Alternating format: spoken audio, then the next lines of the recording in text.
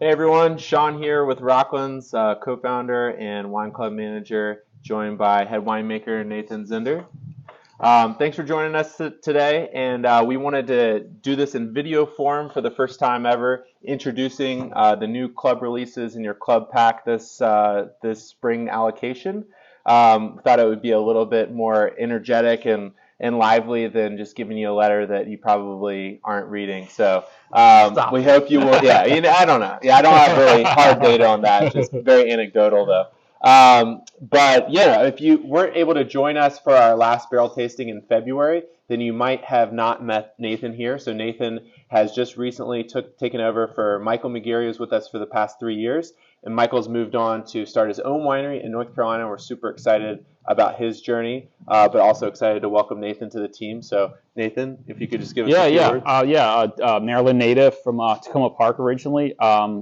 Super excited to be part of the team here. I think we seem to all be on the same page going forward. I think Michael set the ship in a really steady direction, and we're just going to keep going that way. I think the wine quality has been pretty incredible the last few years. So look forward to moving forward with that. Yeah, we didn't pay him to say that. So we're just gonna take the next few minutes to kind of do a little video review of these three wines, starting with the Sandstone. So we've got two 2020s for you. This is the first of them, 2020 vintage. Sandstone is traditionally our Cabernet Franc wine. This vintage was intended to be 100% Cabernet Franc, and then through the beautiful process of blending trials, we got to a couple barrels of Merlot, blended that with the Cabernet Franc, and it tasted more like Cabernet Franc than all the other Cabernet Franc barrels blended together. So we decided to make this wine really about a 50-50 Cabernet Franc Merlot wine. So this comes from a couple of vineyards split between Virginia and Maryland, like we do with most of our reds, aged for about 8 months in neutral French oak.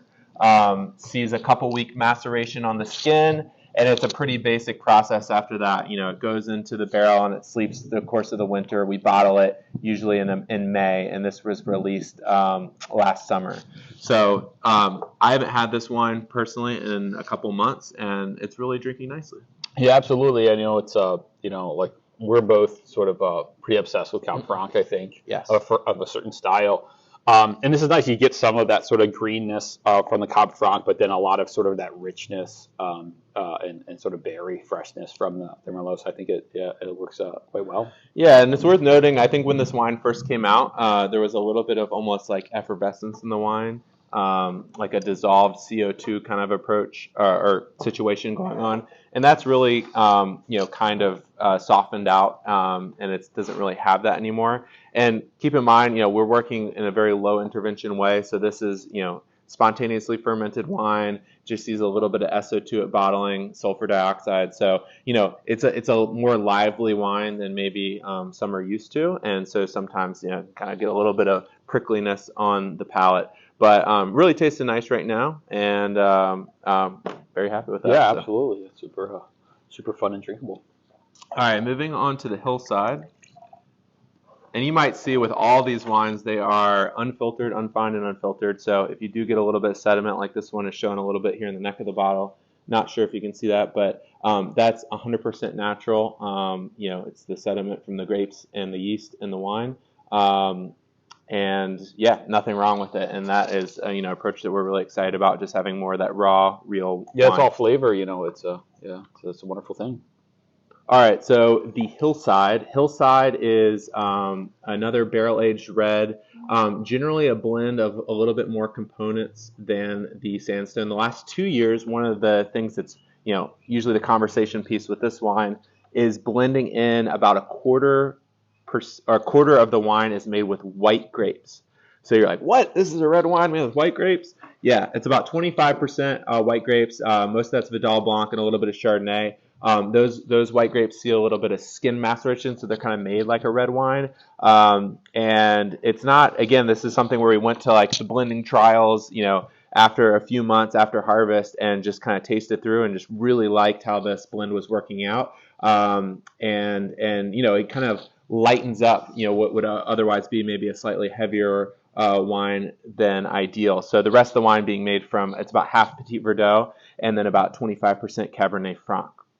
Yeah, so I think it's sort of unconventional, but that's sort of fun to go through these trials, and you can really, there's such a sort of art to the sort of the blending process. You can put together some really interesting blends when you open yourself up to these possibilities of bringing in some white grape into the equation here.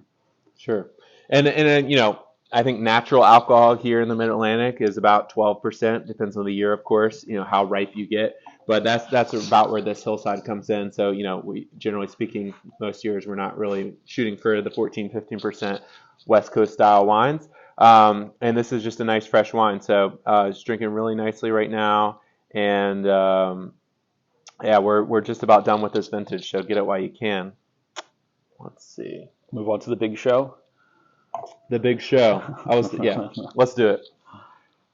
This actually is about to be sold out. So the 2019 Montevideo, in my memory, since being here at Rockland, since the start in 2010, I really think 2019, at least here on our state vineyard, was really kind of the stars aligned that year on the farming side of things, and just made for really nice vintages of wine. So the Montevideo being 100% estate grown really shows that through. Really nice wine.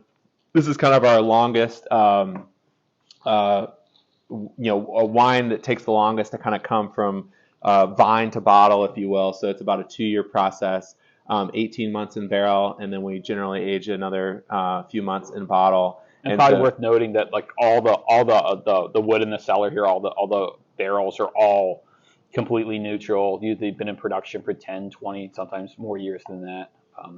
Yeah, and like the Sandstone, this is actually about half Cabernet Franc, the rest being made of Petit Verdot and Merlot.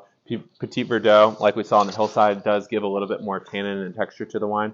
But I think, definitely a different expression of Cabernet Franc compared to the Sandstone. Absolutely. Yeah, this is definitely screaming for food, like a nice hearty meal to go along with it, I think, right? Mm-hmm. Next time we'll actually bring a nice rose. Well, we will have a recipe for you. So, yeah, be on the lookout for that attached here. But a great wine. We only made 287 cases of this wine, and we are right at the end of our stock here. So happy to offer it to you in this quarters club. So anyway, we hope you enjoy that. We're always welcome your feedback, and be on the lookout for notifications from us about exciting programming coming up. If you haven't had a chance to meet Nathan yet, that would be a great chance to do so. So we look forward to seeing you at Rockland soon. Thanks.